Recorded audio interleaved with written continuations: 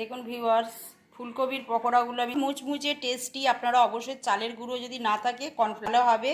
আর tea time তো ভীষণ tiffin এটা চা। আজকের রেসিপি ফুল লবণ দিয়ে দিলাম আর ফুলকপিগুলো এইভাবে হালকা একটুখানি বয়েল। ব্যাটারটা আমি রেডি করে নেব। 3 টেবিল চামচ আমি ময়দা নিয়েছি, আর 2 চামচ আমি নিয়েছি আতপ, এক চা চামচ আছে আটা, আর আছে জিরে গুঁড়ো, সামান্য গোলমরিচ গুঁড়ো আছে, গরম মশলা, চিলি ফ্লেক্স আছে, শুকনো লঙ্কা গুঁড়ো আছে, লবণ আছে, স্বাদ। একটা ব্যাটার আমি তৈরি করে নিই। আমি কুক করে দেখুন ব্যাটারটা রেডি হয়ে গেছে। এবার আমি সব মাখিয়ে নিয়েছি। একটু কসুরি মেথিটা দিয়ে দেখুন, তেলটা হালকা গরম হয়ে গেছে। এবার ফ্রাই করতে দিয়ে দেব। সব কটা আমি একেবারেই ধরে যাবে, বড় প্যান আছে।